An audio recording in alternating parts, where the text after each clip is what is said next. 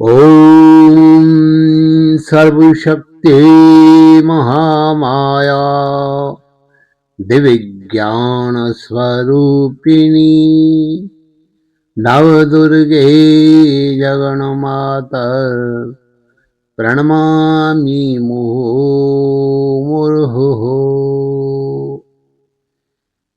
प्यारे बंधुओं, आप सबको नमस्कार है।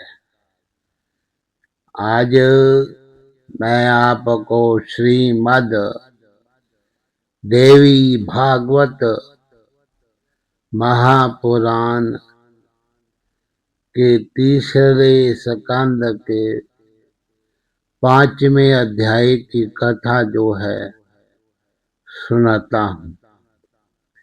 इस अध्याय में ब्रह्मा और शिव जी का भगवती जगदम्बा की स्तुति करना, इसके बारे में बताया है। सो आप विस्तार पूर्वक कथा सुने। तो ब्रह्मा जी बोले कि हे नारद, इस प्रकार देव देव जनार्दन भगवान विष्णु की स्तुति कर लेने के उपरांत भगवान शिव शंकर विनीत भाव से देवी के सम्मुख स्थित होकर के कहने लगे। शिव जी बोले कि हे देवी, यदि भगवान विष्णु आपके प्रभाव से प्रादुर्भूत हुए तथा उनके बाद ब्रह्मा भी आप से उत्पन्न हुए, तो क्या मुझ तमोगुणी की आप से उत्पत्ति नहीं हुई है? हे शिवे, आप तो समग्र लोक की रचना में चतुर हैं। पृथ्वी, जल, वायु, आकाश और अग्नि आप ही हैं। हे माता, आप ही इंद्रिय स्वरूपिणी तथा आप ही बुद्धि, मन और अहंकार स्वरूपा है। ब्रह्मा, विष्णु और शंकर ने अखिल जगत की रचना की है। ऐसा जो लोग अन्यथा बोलते हैं, वे कुछ भी नहीं जानते। आपने ही सदा से इन तीनों की सृष्टि की है, जो आपकी ही प्रेरणा से चराचर जगत का सृजन, पालन, संहार करते हैं। यदि पृथ्वी, वायु, आकाश, अग्नि, जल आदि महाभूतों के गुणों तथा विषयों से ही जगत का निर्माण संभव हो, तो भी हे अम्बे, आपकी चिन्मयी कला के बिना वे कैसे व्यक्त हो सकता है?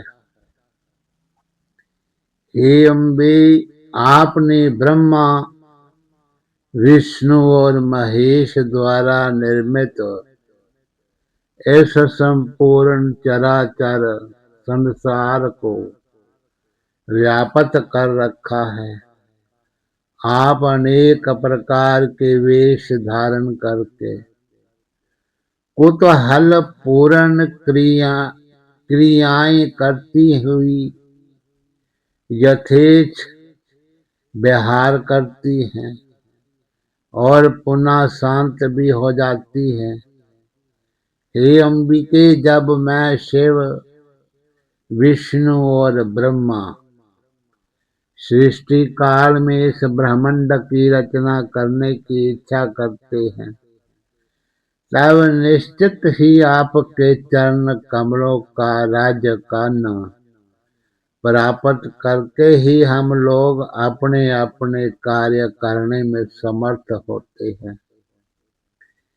हे अंबिके, यदि आप सदा दयालु मन वाली ना होती तो मैं तमो गुण युक्त ब्रह्मा रजो गुण युक्त और विष्णु सत्व गुण युक्त कैसे बनते। हे अंबिके, यदि आपकी वैविध्य पूर्ण वृद्धि ना होती तो ये संसार इतना विविधता पूर्ण कैसे होता, जिसमें मंत्री राजा सेवक धनी और निर्धन भरे पड़े हैं। इस ब्रह्मांड की सृष्टि और संहार करने में आपके 3 गुण सत्व रज और तम ही सर्वथा समर्थ हैं। फिर भी आपने ब्रह्मा विष्णु और महेश को क्रमशः इन कार्यों को संपन्न करने के लिए तीनों लोकों के कारण रूप में उत्पन्न किया है। विमान में बैठा हुआ मैं ब्रह्मा तथा विष्णु, हम लोग इन भुवनों से पूर्ण रूपेण परिचित हो गए हैं। हे भवानी, मार्ग में स्थित इन नवीन भुवनों को किसने बनाया, इससे आप बताएं। हे जगदम्बिके, आप अपनी कला से जगत की रचना तथा पालना करती हैं और जब चाहती हैं तब उनका संहार कर देती हैं। आप सदा अपने पति परम पुरुष को रमन कराती रहती है। हे शिवे, आपकी इस लीला को हम नहीं जान सकते। हे जननी, नारी भाव को प्राप्त हम लोगों को सदा अपने चरण कमलों की सेवा करने का अवसर दें, क्योंकि कालांतर में पुनः पुंस्त्व प्राप्त करने पर आपके चरण कमलों से पृथक रह के हम लोगों का वे प्रत्यक्ष सुख कहाँ प्राप्त होगा। हे अम्बे, हे शिवे, आपके चरण कमलों को त्याग कर ये नर देह प्राप्त करके तीनों लोकों का स्वामित्व प्राप्त करके भी समस्त लोकों में कहीं भी रहने की मेरी रुचि नहीं है। चाहे मुझे त्रिभुवन का स्वामित्व ही क्यों न मिल जाए। हे सुदति, आपके सानिध्य में स्त्री भाव को प्राप्त कर लेने पर अब पुरुष भाव में मेरी थोड़ी भी रुचि नहीं है। जिसे पाकर के आपके चरणार बिंद के दर्शन का सौभाग्य ना मिले, वे पुरुषता कैसे सुख प्रदान कर सकती है। हे अंबिके, स्त्री का रूप पाकर मैं भव बंधन से मुक्त करने वाले आपके चरण कमलों से परिचित हो गया हूँ। आपकी कृपा से तीनों लोकों में मेरा सुयश स्थिर रहे। इस संसार में ऐसा कौन प्राणी होगा जो आपके सानिध्य का सेवन छोड़ के निष्कंटक राज्य करना चाहेगा, क्योंकि जिसे आपके चरण कमल का सानिध्य प्राप्त नहीं होता उसके लिए क्षण भर भी युग के समान बीतता प्रतीत होता है। हे जननी, जो शुद्ध मन वाले मुनि आपके चरण कमलों की सेवा त्याग करके केवल तपश्चर्या में लगे रहते हैं, वे निश्चित रूप से विधाता के द्वारा उगे गए हैं और अपनी हानि को भी लाभ समझते हैं। हे ऐसे आपके पदारविंद के पराग को सेवा से जैसी मुक्ति इस संसार सागर से प्राप्त होती है, वैसी मुक्ति तपस्या, इंद्रिय दमन, समाधि तथा विभिन्न वेद विहित यज्ञों से भी नहीं होती। हे देवी, यदि आप मेरे प्रति दयालु हैं तो मुझ पर दया कीजिए और अपना निर्मल, अद्भुत, सर्वश्रेष्ठ और विशद निवारण मंत्र ओम ऐं ह्रीं क्लीं चामुंडाई विच्चे ये मुझे प्रदान कीजिए, जिससे उसका निरंतर जप करके मैं सर्वदा के लिए सुखी हो जाऊं। पूर्व जन्म में मैंने निवारण मंत्र की दीक्षा पाई थी, परंतु ये मुझे अब स्मरण नहीं रह गया है। इसलिए हे तारके, हे जननी, आज पुनः वे मंत्र मुझे प्रदान कीजिए और भव सागर से मेरा उद्धार कीजिए, उद्धार कीजिए। ब्रह्मा जी बोले कि हे नारद, अद्भुत तेजस्वी शिव जी के ऐसा कहने पर जगदम्बा ने स्पष्ट शब्दों में नवाक्षर मंत्र का उच्चारण किया। उस मंत्र को ग्रहण करके शिव जी बड़े प्रसन्न हो गए और भगवती के चरण कमलों में प्रणाम करके वहीं पर स्थित हो गए। उस समय संपूर्ण कामनाओं को पूर्ण करने में समर्थ, मुक्ति प्रदायक तथा शुभ उच्चारण से संपन्न उस बीज युक्त नवाक्षर मंत्र का जप करते हुए शंकर जी वहां विराजमान रहे। संसार का कल्याण करने वाले शिव जी को इस प्रकार बैठा देखकर मैं उन महामाया के चरणों के समीप बैठ गया और उनसे कहने लगा कि हे जननी, वेद सभी लोगों को धारण करने वाली तथा सनातनी, आप भगवती की कल्पना करने में अकुशल हैं। ऐसी बात नहीं है, क्योंकि साधारण कार्यों में उन्होंने आप भगवती की चर्चा नहीं की है।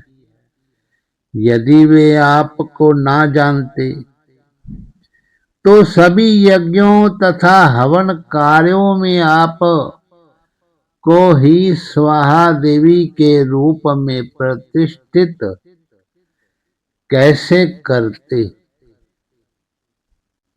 इसलिए आप तीनों लोकों में सर्वज्ञ रूप में, सर्वज्ञा रूप में विख्यात हुई हैं। मैं सृष्टा हूँ, मैं अत्यंत अद्भुत संपूर्ण ब्रह्मांड का निर्माण करता हूँ। इस चराचर त्रिभुवन में मुझसे बढ़ के समर्थ दूसरा पुरुष कौन है। मैं निस्संदेह धन्य हूँ, मैं लोकातुर ब्रह्मा हूँ। इस मिथ्या अहंकार के कारण मैं सदा इस विस्तृत संसार में निमग्न रहता हूँ। तथापि आज आपके चरण कमलों की पराग प्राप्ति के गर्भ से मैं वस्तुतः धन्य हो गया हूँ, और आपकी ही कृपा से आज मैं यथा तथ्य के ज्ञान में निपुण हो गया हूँ। सांसारिक भय का नाश करने में दक्ष, मुक्तिदायिनी आप परमेश्वरी से मैं यही प्रार्थना करता हूँ कि मोह निर्मित महादुखदायी भव बंधन से मुक्त करके आप मुझे अपनी भक्ति से समन्वित कीजिए। आपसे ही निर्मित अद्भुत कमल से मैं आविर्भूत हुआ हूँ, और मैं आपका आज्ञाकारी सेवक हूँ। अतः मैं कैसे मुक्त हो सकूंगा हे शिवे। इस भाव सागर में पड़े हुए मुझ मोह मगन की रक्षा कीजिए। रक्षा कीजिए इस संसार में जो लोग आपके सनातन पवित्र चरित्र को नहीं जानते, वे लोग मुझे ही ईश्वर कहते हैं, और जो यज्ञ करता स्वर्ग की इच्छा से इंद्र आदि देवताओं का यजन करते हैं, वे भी सर्वथा आपके प्रभाव को नहीं जानते। हे आदि माई, सर्वप्रथम सृष्टि को 4 भागों में अंडज, स्वेदज, उदभेज और पिंडज जरायुज में विभक्त करने के लिए ही आपने मुझे ब्रह्मा के पद पे बिठाया। परंतु मैंने ये समझ लिया कि मैं ही सब कुछ जानता हूँ, दूसरा कौन जान सकता है। मेरे इस अहंकार जन्य अपराध को आप क्षमा कीजिए। जो लोग अष्टांग योग का आश्रय लेते हैं और समाधि लगाकर व्यर्थ श्रम करते हैं, वे अज्ञानी हैं। हे माता, वे ये नहीं जानते कि किसी भी बहाने आपके नामोच्चारण मात्र से ही उन्हें मुक्ति प्राप्त हो सकती है। कुछ लोग तो आपके नाम का आश्रय छोड़कर भी मोहित होकर तत्वों की संख्या के फेर में पड़ जाते हैं। क्या वे इस भवसागर में मूर्ख नहीं हैं? हे भवानी, संसार से मुक्ति प्रदान करने वाली तो आप ही हैं। हे अजय, जिन विष्णु शिव आदि ने परम तत्व ज्ञान का अनुभव कर लिया है, वे क्या आधे निमेष मात्र के लिए भी आपके पवित्र चरण तथा शिवा, अंबिका, शक्ति, ईश्वरी आदि नामों को विस्मृत करते हैं? क्या आप विश्व की रचना करने में समर्थ नहीं हैं? हे आदि सर्गे आपके दृष्टि निक्षेप मात्र से ही ये संपूर्ण विश्व 4 प्रकार के अंडज, स्वेदज, उद्भिज, पिंडज, जरायुज जीवों के रूप में शीघ्र ही विभक्त हुआ है। इस प्रकार मुझ ब्रह्मा की सृष्टि तो आप अपने मनोविनोद के लिए करके पुनः स्वतंत्र भाव से जो चाहती हैं वे आप करती हैं। महाप्रलय को यदि महासागर में आप मधु कैटभ से विष्णु की रक्षा ना करती तो वे सृष्टि पालक कैसे बन पाते।